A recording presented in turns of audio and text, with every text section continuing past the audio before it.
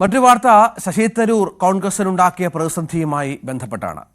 കോൺഗ്രസ് നേതൃത്വത്തിന് മുന്നറിയിപ്പ് നൽകിക്കൊണ്ട് ഇംഗ്ലീഷ് ദിനപത്രത്തിന് ശശി തരൂർ നൽകിയ അഭിമുഖം രാഹുൽ ഗാന്ധിയുമായി നടന്ന കൂടിക്കാഴ്ചയ്ക്ക് മുൻപാണ് എന്നത് വ്യക്തമായിട്ടുണ്ട്. അഭിമുഖം ദേശീയതലത്തിൽ ചർച്ചയായതിന് പിന്നാലെ കേരളത്തിന്റെ ചുമതലയുള്ള AICC general secretary Deepa Das Munshi KPCC അധ്യക്ഷനെ ഫോണിൽ വിളിച്ച് രാഷ്ട്രീയ സാഹചര്യങ്ങൾ വിലയിരുത്തിയതായും സൂചനയുണ്ട്.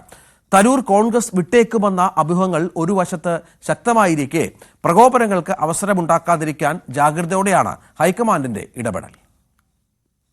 ഇടത് സർക്കാരിന്റെ വ്യാവസായിക നയത്തെ പുകഴ്ത്തിക്കൊണ്ടുള്ള ശശി തരൂരിന്റെ ആദ്യ ലേഖനം പുറത്തു വന്നതിന് പിന്നാലെ രൂക്ഷ വിമർശനം ഉന്നയിച്ച സംസ്ഥാനത്തെ മുതിർന്ന കോൺഗ്രസ് നേതാക്കൾ രണ്ടാം ലേഖന വിഷയത്തിൽ കരുതലോടെ നടത്തിയ പരസ്യ പ്രതികരണങ്ങൾ ഹൈക്കമാൻഡിന്റെ ഇടപെടലിനെ തുടർന്നുണ്ടായ പ്രതിഫലനമെന്നാണ് വിലയിരുത്തൽ.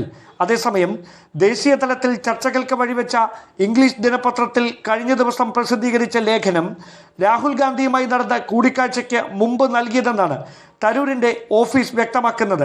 രാഹുൽ ഗാന്ധിയുമായി പലതവണ കൂടിക്കാഴ്ചയ്ക്ക് അവസരം തേടിയിട്ടും ലഭിക്കാതെ വന്നതോടെയാണ് തുറന്നു പറച്ചിലിന് നിർബന്ധിതനായതെന്നാണ് ശശി തരൂരിന്റെ നിലപാട്.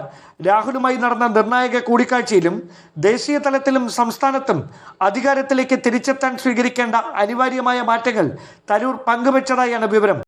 2026 കോൺഗ്രസ് അധികാരത്തിൽ തിരിച്ചെത്തുകയെന്ന ഉദ്ദേശത്തോടെയാണ് തരൂരിന്റെ ലേഖനമെന്ന് KPCC അധ്യക്ഷനും തരൂർ പാർട്ടിക്ക് അനിവാര്യനെന്ന് K മുരളീധരനും തരൂരിനെ പാർട്ടിയിലേക്ക് എത്തിച്ചതിൽ താനും ഇടപെടൽ നടത്തിയിട്ടുണ്ടെന്ന് രമേശ് ചെന്നിത്തലയും പറഞ്ഞു വെക്കുന്നത് ദേശീയ നേതൃത്വത്തിന്റെ അറിവോടെ നടക്കുന്ന അനുനയ നീക്കങ്ങളുടെ ഭാഗമായി എന്നാണ് സൂചന.